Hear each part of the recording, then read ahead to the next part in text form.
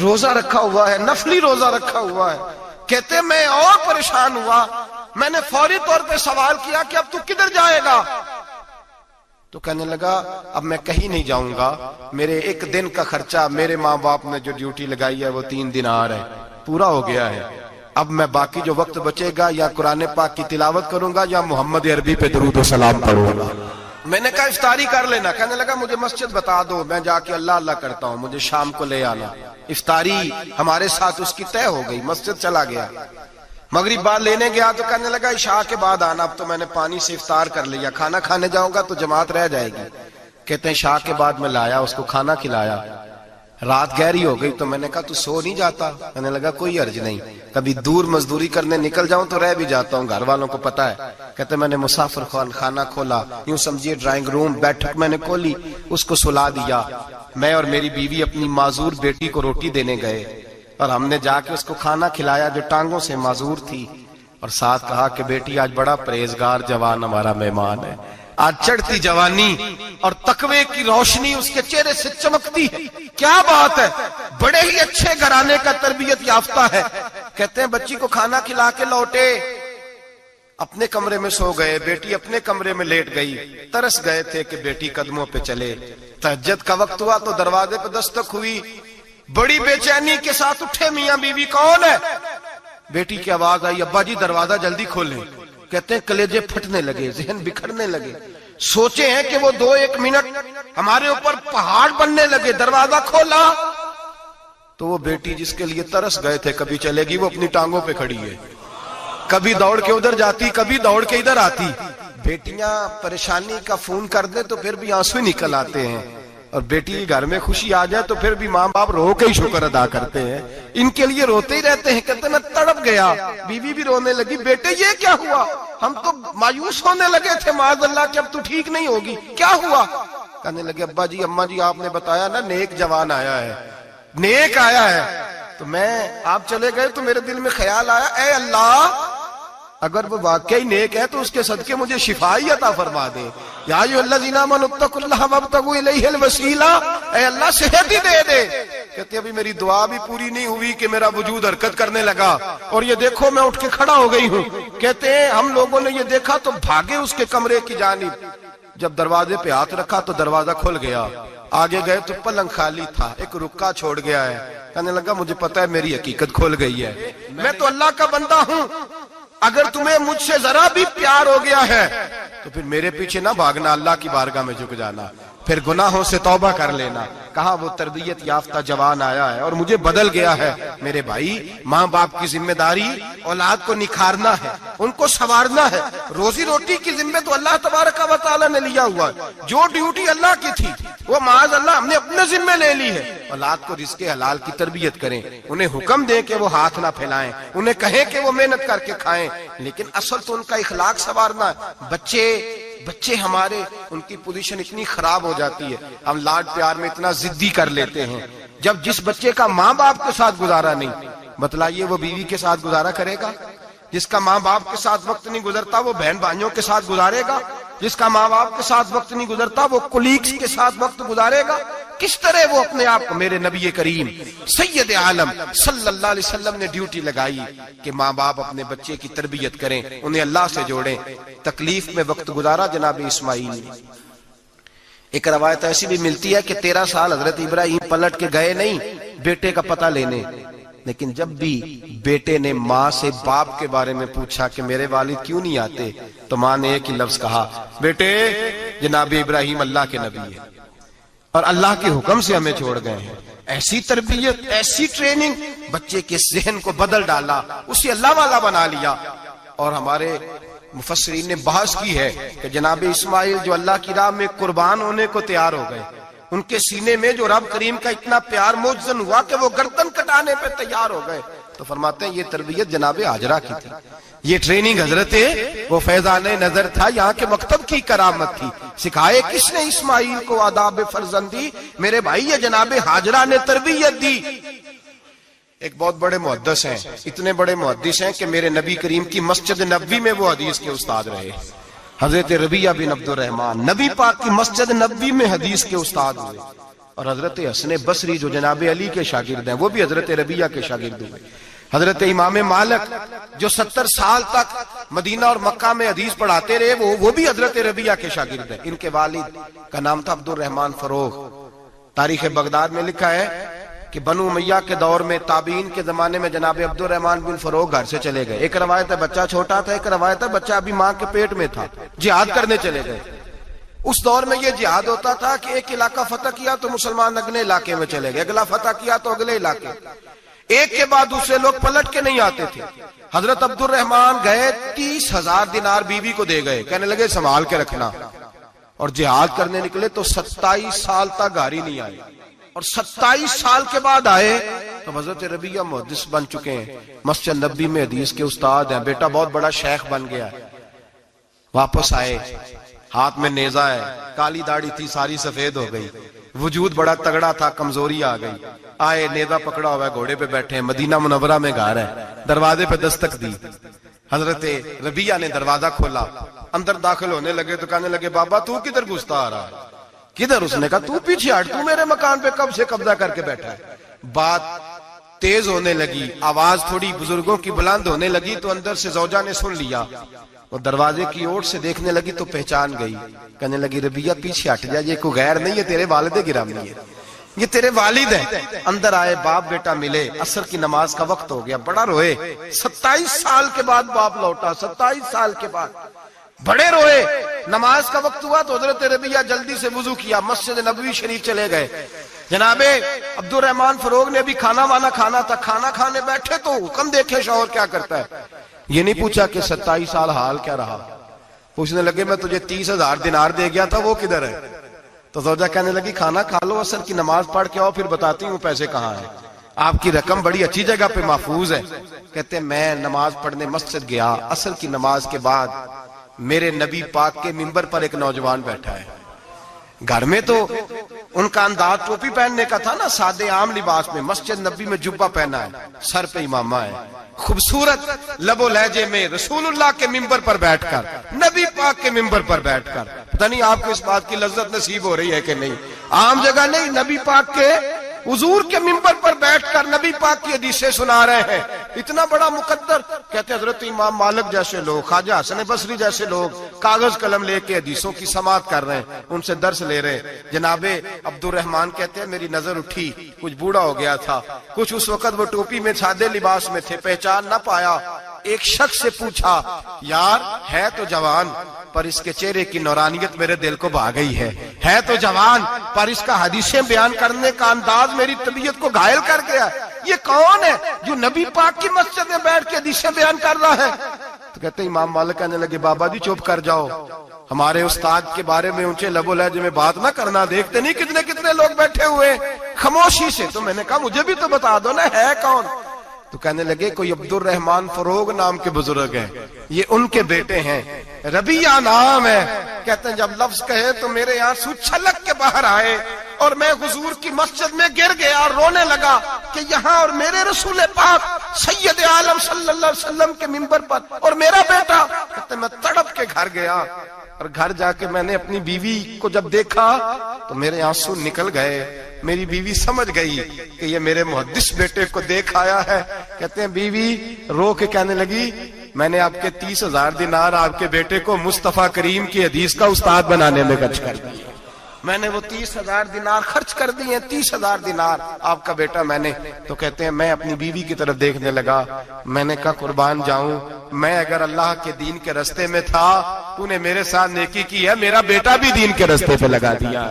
میرے بھائی اللہ سے جوڑا, اللہ سے جوڑا. ان لوگوں نے اپنی اولادوں کو رب کریم والا بنایا, ان لوگوں نے اپنی اولادوں کو.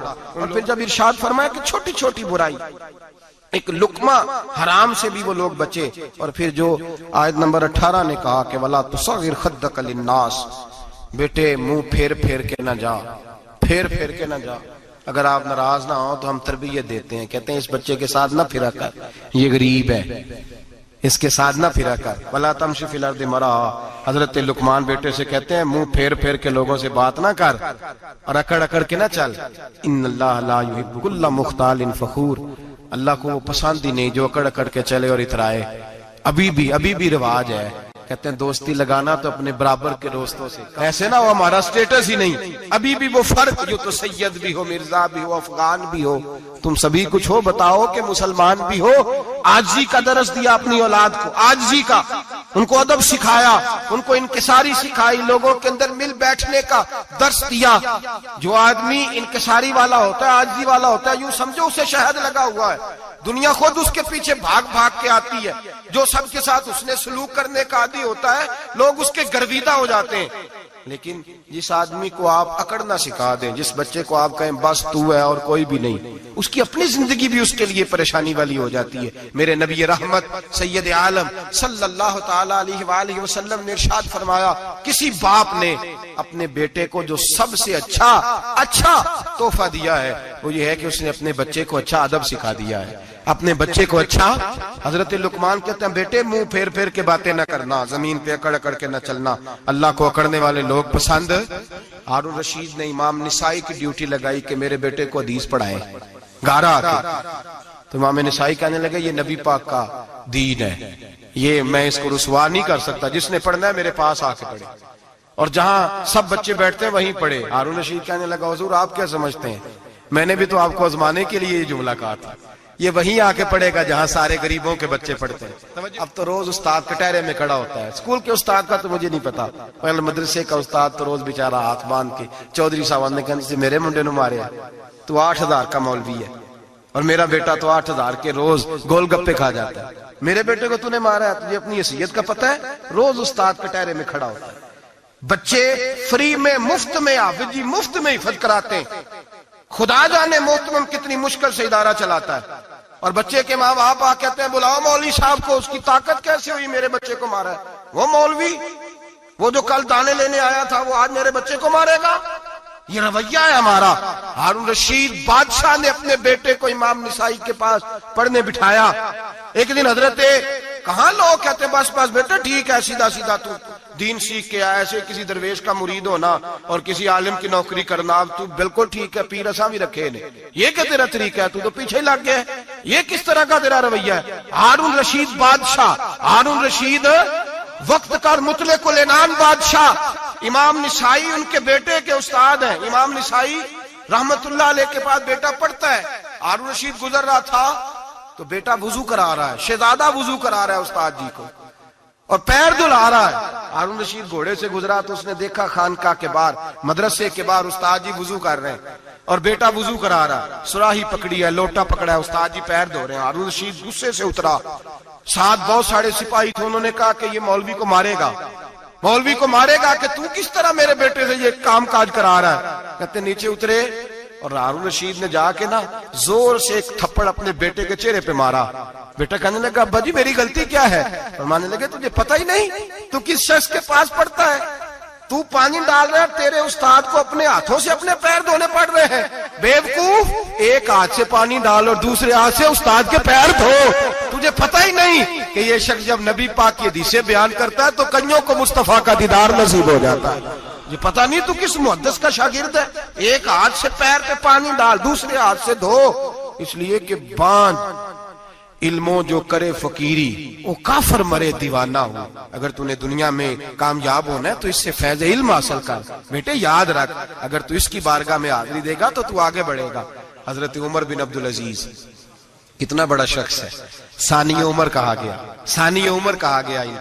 حضرت عمر بن عبدالعزیز رحمت اللہ علیہ، حضرت صالح بن کسان ایک محدث تھے مدینے کے، ان کے شاگرد تھے۔ بچوں کو ہم آج ہی کہاں بچے ادب کرتے ہیں، اساتذہ کہاں ادب کرتے؟ ایک اسٹوڈنٹ مجھے کہنے لگا جی ہم ادب کرتے تھے جب تک استاد ٹیوشن نہیں لیتے تھے، اب استاد بھی تو ٹیوشن لے کے پڑھاتے ہیں۔ اور میں نے کہا خدا کے بندے کیا دے سکتا ہے تو استاد کو؟ حضرت علی فرماتے ہیں جس نے ایک لفظ پڑھایا مجھے گلی میں کھڑا کر کے بیچ بھی سکتا ہے، تو نے قیمت کیا ڈالی ہے؟ استاد کچھ بھی کر لے، استاد نے تو استاد ہی رہنا ہے نا میرے بھائی، لیکن وہ لب و لہجہ ہمارا موجود ہے۔ مجھے ایک دفعہ میرے کالج کے لوگوں نے بلایا، کہنے لگے آپ یہاں بھی پڑھے ہوئے ہیں اور مدارس میں بھی، تو ذرا فرق بیان کریں کالج کا اور مدرسے کا، کچھ بیان کریں۔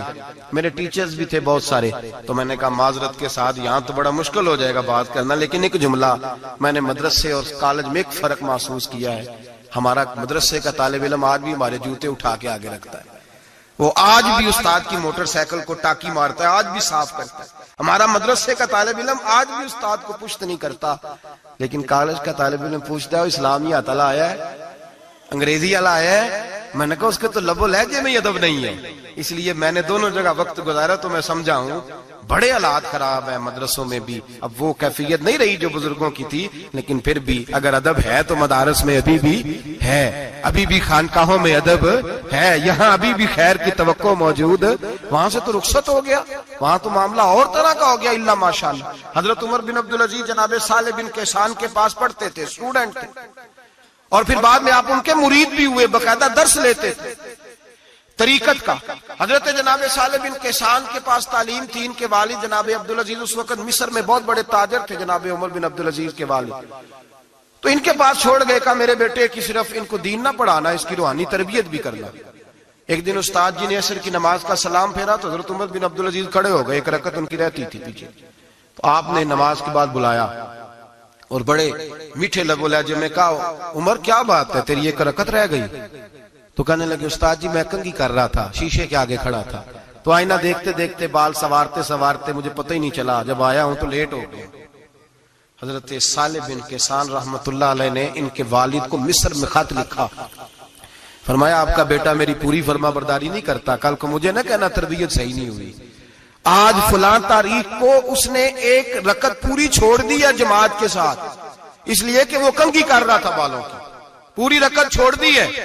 ابا جی بہت بڑے تاجر تھے، پر انہوں نے یہ نہیں کہا کہ مولوی تو پاگل ہو گیا، اس کو تو پتہ ہی نہیں کیا ہو گیا، ابھی بچہ ہو جائے گا سیانا، کوئی بات نہیں ٹھیک ہو جائے گا۔